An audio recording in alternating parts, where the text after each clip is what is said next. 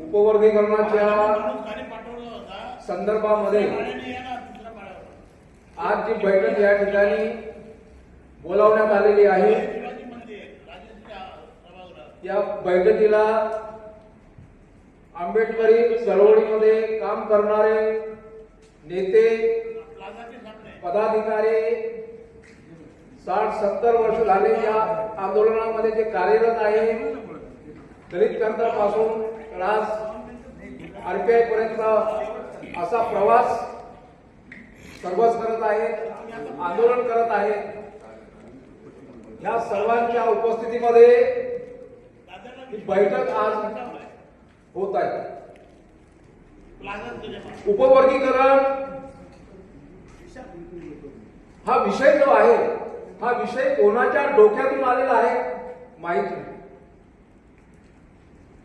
उपवर्गीकरणाच्या संदर्भामध्ये कोणाचा फायदा होणार आहे, हा राजकीय डाव आहे, षड्यंत्र आहे, अशा प्रकारचा आरोप होत आहे. प्रश्न असा आहे की ज्या वेळेस डॉक्टर बाबासाहेब आंबेडकरांनी या देशाला संविधान दिलं, त्या संविधानामध्ये उपवर्गीकरणाचा कुठलाही उल्लेख नाही. उद्या तालुका उपवर्गीकरण होईल का अशा संदर्भामध्ये कुठल्याही नियोजन नाही, कुठल्याही पुस्तकामध्ये लिहिण्यात आलेलं नाही. एक प्रकारे उपवर्गीकरण अपकड हा संविधान विरोधी एक प्रकारचा राजकारण्यांचा षड्यंत्राचा डाव आहे असं मी म्हणतो. कारण असं, सुप्रीम कोर्टाने हा निर्णय दिलेला आहे. सुप्रीम कोर्टाला उपवर्गीकरणाच्या अनुसूचित जाती जमातीला ज्या संविधानानं जो अधिकार दिलेला आहे, तो अधिकाराच्या संदर्भामध्ये अपकड उपवर्गीकरण करण्याचा कोणताही अधिकार न्यायालयाला राहू शकत नाही. हा अधिकार फक्त पार्लमेंटला आहे. काही बदल करायचा असेल अनुसूचित जातीच्या संदर्भामध्ये किंवा कुठल्याही घटनेमध्ये बदल करायचा असेल तर हा अधिकार फक्त पार्लमेंटला आहे. हा अधिकार न्यायालय कोणत्या पद्धतीनं घेऊ शकते आपल्या हातामध्ये. कोणी मागणी केली, ही मागणी कोणीच केलेली नाही, कुठं आंदोलन झालेलं नाही. असं असताना सुप्रीम कोर्ट का असं करते आहे, कोणाच्या इशाऱ्यावरून करते आहे? हा सगळा राजकीय भाग आहे आणि हा राजकीय भाग आपल्या सर्वांना हाणून पाडायचा आहे. मी तर असं म्हणेन की उपवर्गीकरण हे कायद्यात आणि संविधानाच्या विरोधात असल्यामुळं ते होऊच नाही. काही नेते म्हणतात की सेन्सस होऊ द्या, सेन्सस मध्ये कोणाची किती संख्या आहे. अरे सेन्ससची गरज काय आहे? जर तुम्हाला आतापर्यंत, आता स्वातंत्र्य मिळून आपल्याला, आज आपण 2026 मध्ये आहोत, आजपर्यंत आपल्याला उपवर्गीकरणाची गरज भासली नाही.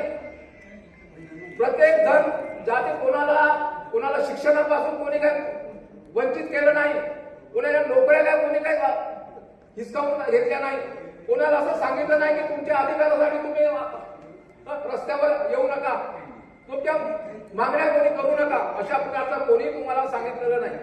प्रत्येक जण, प्रत्येकाच्या संघटना आहेत, अनेक एकच विरोध आंदोलन असेल, अनेक प्रकारचे आंदोलन झाले. अशा प्रकारच्या आंदोलनामध्ये सर्वच अनुसूचित जातीचा माणूस असेल, शेड्यूल कास्टचा माणूस असेल, ओबीसीचा असेल, सर्वच जनसमुदाय अशा प्रकारच्या आंदोलनामध्ये उतरतोय. कुठल्याही अन्यायाचा प्रसंग असू द्या, मातंगावरचा अन्याय असू द्या, कुठल्याही समाजावरती आंदोलन द्या, बौद्ध समाज सर्वात पुढे असतोय. अशा पद्धतीने जर उपवर्गीकरण झालं, जर शासनाने जबरदस्तीनं हा उपवर्गीकरणाचा डाव जर आमच्यावरती लादला तर आमची एकामेकाची डोके फुटल्याशिवाय राहणार नाही. आम्ही एकामेकाच्या मंदिरावरती हल्ले करू, आम्ही एकामेकावरती अन्याय अत्याचार होणार एकामेकावरती, हा जातीमध्ये अंतर्गत संघर्ष होईल. आपण म्हणत होतो की जाती विसरा, हा जाती विसरण्याचा प्रश्न नाही आहे. आता जाती वाढतील त्या उपवर्गीकरणामुळे. हा मोठा आपल्यावरती एक प्रकारचा षडयंत्राचा डाव आहे, मी असं म्हणतो. आणि यासाठी आपण सर्वांनी एकत्रित येऊन हाणून पाडला पाहिजे. आंबेडकरी चळवळीतला कार्यकर्ता जो शिकला सवरला, मुंबईमध्ये राहतो, अनेक ठिकाणी राहतो, पुस्तकं वाचतो आणि त्याच्यातून त्याला काय ज्ञान मिळतं, ज्याने संविधान वाचलेलं आहे, ज्याने बाबासाहेब वाचलेला आहे, ज्याने अण्णाभाऊ साठे वाचला असेल, त्याला ह्या उपवर्गीकरणाला तो जरूर विरोध करेल. आज कोणी म्हणतो कोणाच्या तरी कुठल्या तरी राजकीय पक्षाच्या अजेंड्यावर हा प्रश्न आहे आणि तो अजेंडा तो पक्ष राबवत आहे, कोणाला तरी आपल्या हाताशी घेतो आहे, आपल्या हाताशी घेऊन हे पुढे तो याने हे करतो आहे. याला आपण विरोध केला तर आपण सर्वांची जे एकजूट आहे, अनुसूचित जाती जमातीची जे एकजूट आहे, ती एकजूट कायम राहिली पाहिजे आणि उपवर्गीकरणाचा डाव आपण हाणून पाडला पाहिजे. आठवले साहेबांनी आपली भूमिका सांगितली. आज ते मंत्री आहेत, त्यांच्या काही मर्यादा आहेत. त्यांनी सांगितलं की जे काही सेन्सस आहे, जनगणना आहे, जे आता सुरू आहे, जे होणार आहे, कुठल्या जातीची, जर तो महार असेल तर त्याची संख्या किती आहे, बौद्ध असेल त्याची संख्या किती आहे, शीख असेल त्याची संख्या किती आहे, जे चमार असतील, माता नसतील त्यांची संख्या किती आहे, अशा पद्धतीने अगोदर होऊ द्या आणि त्यानंतर सरकारने तो निर्णय नंतर घ्यावा, अशा प्रकारचं वक्तव्य संख्या त्या पद्धतीनं आठवले साहेबांची भूमिका मांडली. हे भूमिका रास्त आहे, परंतु मी असं म्हणेन, मी आता पहिलं सांगितलेलं आहे की हे संविधान विरोधी कृत्य हा सरकारचा आहे आणि सरकारच्या कृत्यामध्ये आम्ही सहभागी होणार नाही. आम्ही सरकार जरी आम्ही सामील असलो तरी सरकारच्या या भूमिकेला आम्ही कडाडून विरोध करणार. माझ्यासारखा कार्यकर्ता आम्ही 25 चळवळीमध्ये आहोत. आम्ही कोणाचे गुलाम नाही आहोत, ना आम्ही काँग्रेसचे गुलाम होतो, ना आम्ही भाजपचे गुलाम आहोत. आम्ही आमची भूमिका आहे, आंबेडकरवादाची भूमिका आहे आमची. आंबेडकरवाद ज्या ज्या ठिकाणी सर्वांना न्यायाची भूमिका आहे आणि न्याय देण्यासाठीच आम्ही आज या चळवळीमध्ये कार्यरत आहोत. आम्ही कोणाच्या बाजून नाही आणि कोणावरती अन्याय होऊ व्हावा अशा प्रकारची आमची भूमिका नाही. अशा पद्धतीनं आपण सर्वांनी एकत्रितपणे जे काय पुढे आंदोलन उभं राहील, जे काय संघर्ष समिती उभी राहील, आज नाही आहे परंतु उद्या चालून संघर्ष समिती उभी राहील. या मुंबईमध्ये अनेक प्रकारचे हजारो आंबेडकरवादी कार्यकर्ते आहेत. आपले छोटे छोटे गटतट आहेत, संघटना आहेत. त्या सर्व संघटनांना एकत्रित करावं लागेल. जे नेते आहेत आपले, आठवले साहेब असतील, गवई असतील, कवाडे सर असतील, अजून काही लोक असतील, त्या सर्वांशी आपल्याला बोलावं लागेल. अजून मातंग समाजाचे काही नेते असतील, चर्मकार समाजाचे काही नेते असतील, त्यांच्याशी आपल्याला बोलावं लागेल. सर्वांशी चर्चा करू हा प्रश्न कसा हाणून पाडायचा ते आपण सर्वांनी ठरवूया.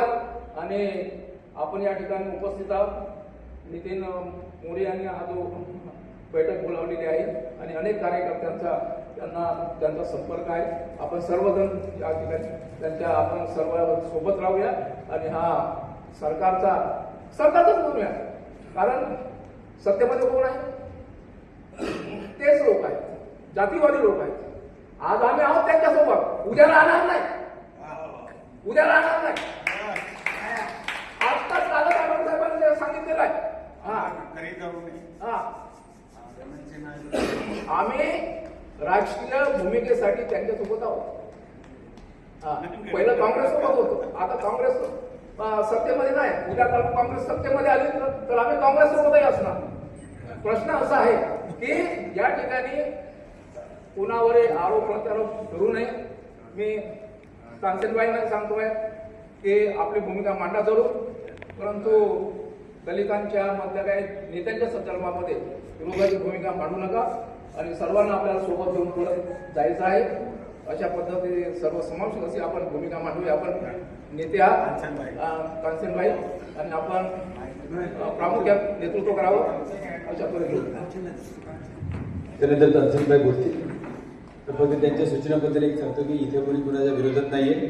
आपण सर्व एकत्रित आहोत. सर्व एकत्रित ही समिती गठीत झालेली आहे आणि सर्वांना एकत्रित करण्यासाठी सर्व घटकांचे लोक या ठिकाणी उपस्थित.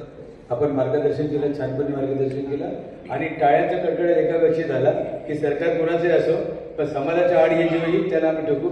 या ठिकाणी कांचनताई आपले विचार मांडतो आणि चिंतन करते. सर्वांना जय भीम.